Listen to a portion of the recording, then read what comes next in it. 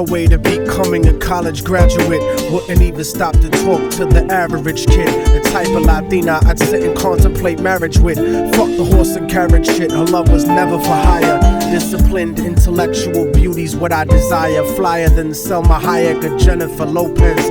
Everyone told me kicking it to her was hopeless. At first I just thought she didn't mess with broke kids. The thug niggas always talking about how they smoke kids, but the rich sniff coke kids got no play. I'm not even interested what her body language would say. Everyone around the way gave up trying to get in it, cause didn't matter how good your game was, she wasn't with it. All the block bitches was jealous but wouldn't admit it. Talk shit and deny to everyone that they did it, cause they regretted the long list of niggas that they let hit it.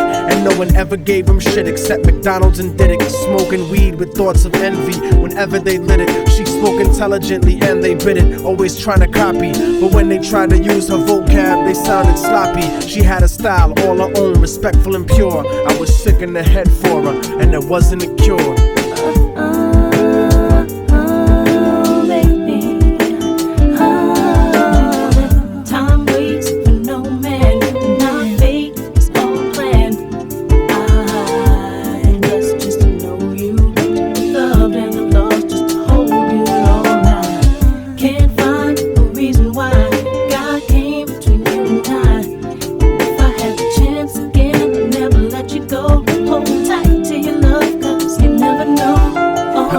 Brown and beautiful, yet empty and sad. I used to talk to her occasionally and she was glad that I wasn't just another nigga trying to get in it. So every now and then we'd stop and talk for a minute.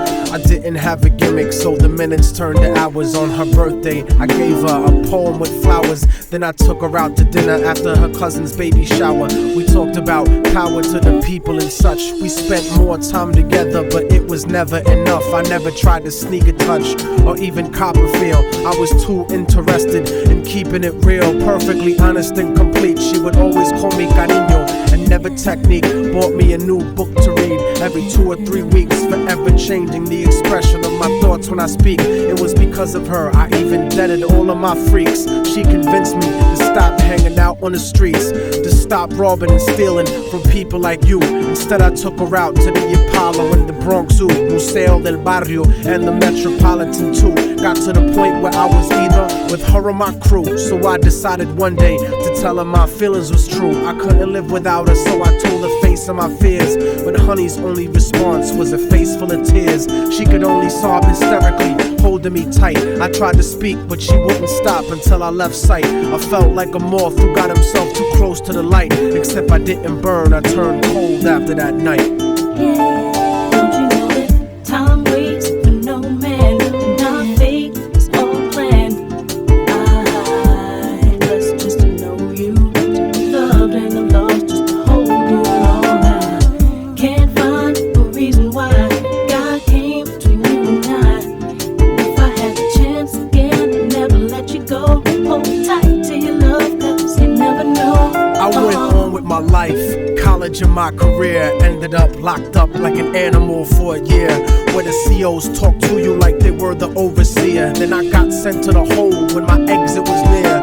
At night in my cell, I'd close my eyes and I'd see her, hold her close in my dreams. But when I woke, she disappeared. Just an empty cell until the state gave me parole. In the summer, came back intact and on track. But the fact of the matter is I still felt cold. Even after my mother hugged me crying at home, my real niggas would catch me thinking out of my zone, fucking lots of different women, but I still felt alone. Relatively well known around the New York underground, but I kept thinking of her and how we used to be down. The sound of her voice and the beautiful smell of her hair, though gone physically, somehow it was still there. I had to do something because the shit was too much to bear. So I went and visited the building where she used to live. The world looks a lot different after you do a bid. Your way of life done changed, while primitive minds are still stuck in the same game. Like her cousin who was on the corner slinging cocaine, stepped in the lobby and tapped the button next to her last name. Her mom buzzed me up and hugged me up like a mother order, but her facial expression changed when I asked about her daughter.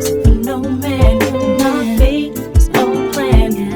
I blessed just to know you, to be loved and I'm lost just to hold you all night. Can't find a reason why God came between you and I.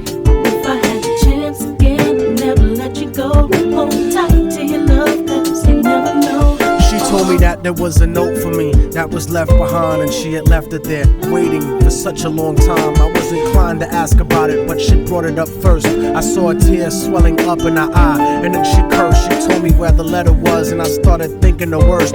Reversed my position, stepped over and opened the door, and sure enough, there was an envelope with my name on the floor. Nobody loves you more than me, cariño's what the letter said. By the time you get to read this, I'll probably be dead. But when you left in 97, a part of me went to heaven. I thank God at least I got to know what love really was. But it hurt me to see what true love really does. Cause even though we never made love, you were all that there was. It was because I loved you so much that I had to make you leave. You made me doubt the way I thought, you made me wanna believe. And then I slipped up and I let you get close to me. It was hard to not be openly when people spoke to me. This was not the way I thought my life was supposed to be. Baby, don't you see? I had a blood transfusion that left me with HIV. Hope didn't exist for me since late in 1993. I died a virgin. I wish I could have given myself to you. I cried in the hospital cause there was no one else but you. Promise that you'll meet me in paradise inevitably. No matter what, I'll keep your love forever with me. What happened for the rest of the day is still a blur, but I remember wishing that I was dead instead of her. She was buried on August 3rd. The story ends without a sequel, and now you know our technique. Don't fucking fall in love with people. Hold the person that you love closely if they're next to you. The one you love, not the person that simply has sex with you. Appreciate them to the fullest extent, and then beyond, cause you never really know what you got until it's gone.